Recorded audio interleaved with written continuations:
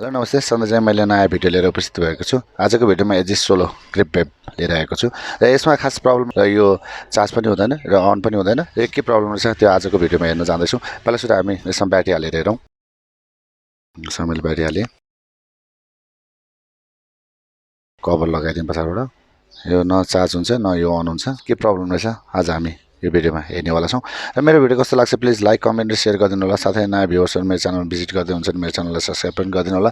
साथै बेल आइकनलाई पनि प्रेस गरिदिनु होला। मैले जब युट्युबमा मेरो भिडियो नयाँ लोड गर्छु हजुरहरूले नोटिफिकेसन मार्फत मेरो भिडियो हेर्न पाउनुहुनेछ। यो भिडियोलाई धेरैभन्दा धेरै सेयर गरिदिनु होला। कस्तो भिडियो हजुरलाई चाहिन्छ कमेन्ट पनि गरिदिनु होला। एजिस सोलो ग्रिप वेपलाई हामीले डिसेबल गर्न जाँदैछौँ र के प्रब्लम रहेछ त्यो पनि हामी यो भिडियोमा हेर्नेवाला छौँ। यो हेर्नुभन्दा अगाडि मेरो च्यानलको सानो प्रोग्राम पछाडि चाहिँ हामी यसलाई सुरुवात गरौँ है त।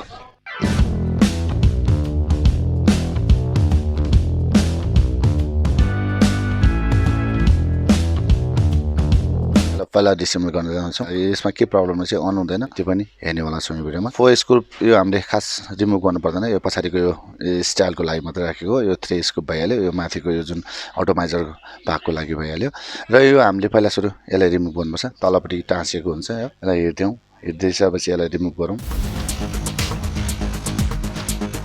ओपनरको साथले थोरै यसरी माथि तानौँ।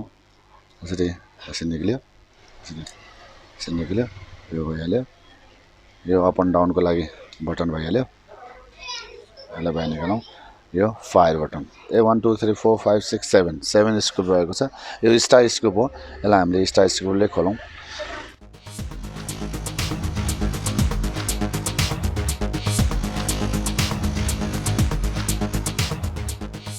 सेभेन स्क्रुप खोल्यौँ।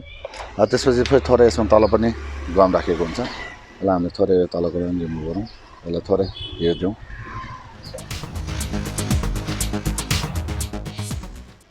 निक्ल्यो। यो माथिको कभर 1 स्क्रुप 2 3 यो अटोमाइजरको लागि एउटा 1 स्क्रुप भइहाल्यो। यो तलको स्क्रुपले ब्याट्रीको ग्राउन्डको लागि र यो एउटा यसको कभरमा। यसलाई नै हामी खोलौँ।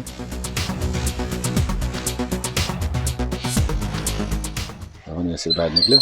1 2 3 4 5 मस्टुर भइहाल्यो। यो चार्जिङ आइसी भइहाल्यो र यो लाइट आइसी भइहाल्यो। एजिस स्लो ग्रिप वेप हामीले डिसेबल गऱ्यौँ। अन पनि हुँदैन र यो चार्ज पनि सो गर्दैन। के प्रब्लम रहेछ अब हामी हेर्नेवाला छौँ है त। हामीले डिसेबल त गरिहाल्यौँ। गरिसकेपछि यसलाई अब हामी एकचोटि यसलाई मुनि नै राखौँ किनकि ग्राउन्ड दिनै पर्छ यसमा। ब्याट्रीको माइनसको लागि हामी यहाँबाट दिउँ। जुन यो माइनससँग छ यो माइनसको हामीले पेज लगायौँ। ब्याट्री यसमा लगाउँ। फल फाइन्डिङ गरौँ। भोल्टेज कति आएको छ 20 मा राखौँ। भोल्टेज चेक गरौँ। यहाँनिर 3 भोल्ट हुनु पर्यो। 3 भोल्ट आएको छ। यहाँनिर 3 यहाँ पनि 3 यो ठिक छ। अब यसको यहाँनिर पनि 354 आएकै छ।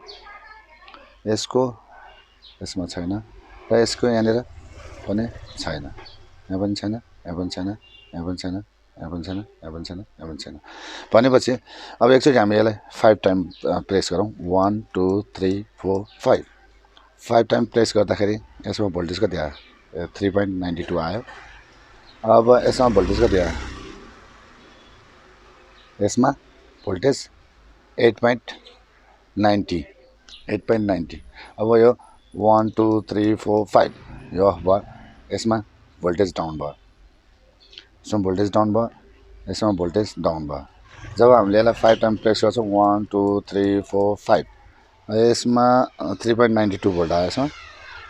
यसमा 8.90 भनेपछि यो डिस्प्लेको जुन यो भोल्टेज जेनेरेट गर्नुपर्ने यो पनि भइरहेछ। यसले भोल्टेजलाई बुस्ट गरिकन 3 भोल्टबाट 8.90 मा गएको छ। भनेपछि यो बोर्ड सही छ। यो लाइट सेक्सन पनि सही छ र यो डिस्प्लेमा समस्या हो। यो भोल्टेज यहाँ नाप्दाखेरि 3 3 3 सबै यो ठिकै छ र यसलाई हामीले 5 टाइम प्रेस गरौँ। 1 2 3 4 5 5 टाइम प्रेस गर्दाखेरि यो मोड अफ भयो।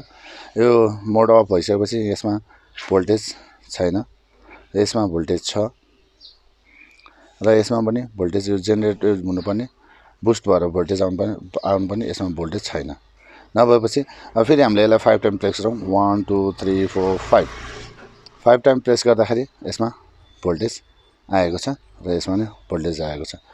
बोर्ड ओके नै छ र यो डिस्प्लेको इस्यु छ।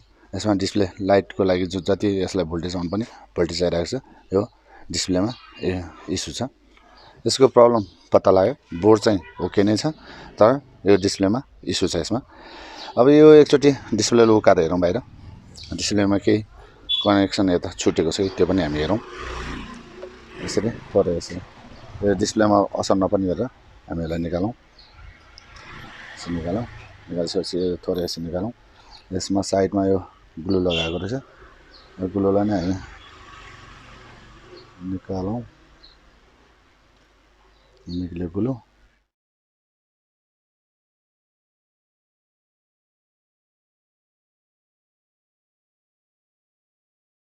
अब यो यहाँको भोल्टेज कुन ठाउँमा आउनुपर्ने एकचोटि यसमा हामी चेक गरौँ डिस्प्लेसम्म भोल्टेज गएको छैन कि जुन जेनेरेट भएको जति भोल्ट यसलाई चाहिने 8 भोल्ट समथिङ चाहिने लाइट बल्नलाई त्यो त एकदम ठिक छ ओके छ बोर्ड तर डिस्प्लेसम्म पुगेको छैन एकचोटि त्यो पनि हेरौँ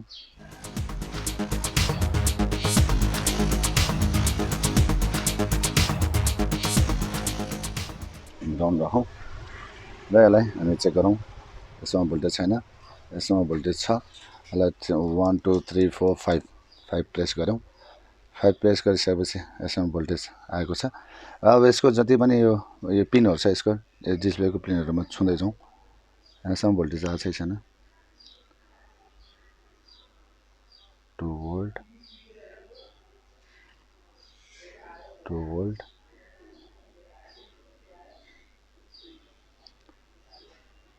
1 भोल्ट 2 भोल्ट 2 भोल्ट यहाँनिर 73 यहाँनिर छैन यहाँनिर 8 भोल्ट आइरहेछ एकचोटि यसलाई हेरौँ कुन पिनमा आउने रहेछ मैले निकालेँ ओम्स राखौँ बजार मोडमा राख्यौँ हामीले यसलाई हामी यहाँदेखि ट्रेस गरौँ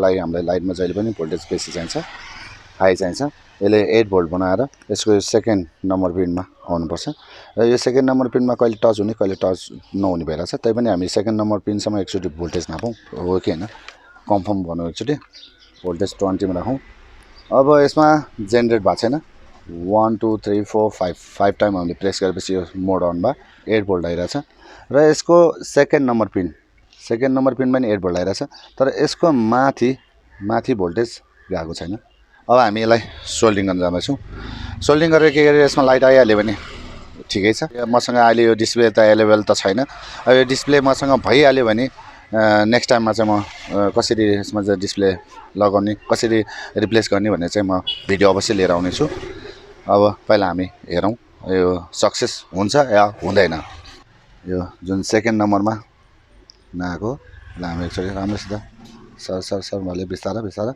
हामीले सोल्डिङ गरौँ यो हामीले यो सोल्डिङ गऱ्यौँ अब एकचोटि यसमा नापेर पनि हेरौँ कन्टिन्युटी छ कि छैन यहाँनिर हाम्रो कन्टिन्यू आउनु पर्यो आइरहेछ अहिले यहाँ आइरहेछ अब एकचोटि ब्याट्री हालेर हेरौँ ब्याट्री हाल्नु भन्दा पहिला यसमा ग्राउन्ड दिउँ तल राखेर किन ग्राउन्ड बिना यो अन हुँदैन अब यसमा मैले ब्याट्री लगाउँ ब्याट्री लगाइसकेपछि यसलाई मैले टाइट गरेँ 1 2 3 4 5 अन भयो यसरी लाइट आइरहेको छ यो सक्सेस भएको छ यसरी हामीले यसलाई रिपेयर गर्न सक्छौँ भोल्टेज यसले एकुरेट मजाले आइ नै रहेको थियो भोल्टेज आइसकेपछि यसमा भोल्टेज कहिले टच कहिले अनटच भएर चाहिँ यस्तो भएको यो अब सक्सेस भएको छ यसरी चाहिँ हामीले रिपेयर गर्न सक्छौँ एजिस सोलो ग्रिप वेप मोडहरू कहिले अन हुँदैन अन नभएको खण्डमा चाहिँ हामीले बोर्डमा पहिला सुरु चेक गर्नु पर्यो भोल्टेज कति आइरहेछ कहाँ भोल्टेज अन पनि हामीले त्यो चाहिँ थाहा हुनु पर्यो र त्यसमाथि हामीले डाइरेक्ट चेक गर्नु पर्यो लाइट सेक्सनमा भोल्टेज जेनेरेट भएको छैन जेनेरेट भएर नै ओके भएको छ भने डिस्प्लेसम्म त्यो कनेक्सन आएको छैन त्यो पनि हामीले हेर्नु पर्यो त्यो हेरिसकेपछि हामीले एकचोटि डिस्प्लेलाई सोल्डिङ गर्नु पर्यो सोल्डिङ गरेर नै आएन भने अर्को डिस्प्ले रिप्लेस गर्नु पर्यो हामीसँग छ भने अवेलेबल छ भने छैन भने त्यसलाई अर्डर गर्नु पर्यो त्यसपछि चाहिँ रिपेयर गर्न सक्छौँ मेरो भिडियो कस्तो लाग्छ प्लिज लाइक कमेन्ट र सेयर गरिदिनु होला साथै नयाँ भ्युअर्सहरु मेरो च्यानलमा भिजिट गर्दै हुनुहुन्छ भने मेरो च्यानललाई चाहिँ सब्स्क्राइब गरिदिनु होला साथै यो भिडियोलाई धेरैभन्दा धेरै सेयर गरिदिनु होला र सब्स्क्राइब गर्न भुलिनु भएको छ भने प्लिज मेरो च्यानललाई सब्स्क्राइब गरिदिनु होला र बेल आइकनलाई पनि प्रेस गरिदिनु होला कस्तो भिडियो हजुरलाई चाहिन्छ कमेन्ट पनि गरिदिनु होला त्यही अनुसारले मैले भिडियो लिएर आउने प्रयास गर्नेवाला छु यो भिडियोलाई पुरा हेरिदिनु होला भन्दै आजको एजिस 16 ग्रेप भेप कसरी डिसेम्बल गर्ने लाइट सेक्सनबाट डिस्प्ले सेक्सनसम्म गएकोमा प्रब्लम थियो हामीले त्यसलाई रिपेयर गरेर सक्सेस गरेको छौँ भन्दैको भिडियोमा चाँडो भेट्ने बाचा गर्दै यो भिडियोबाट चाहिँ म बिदा लिन चाहन्छु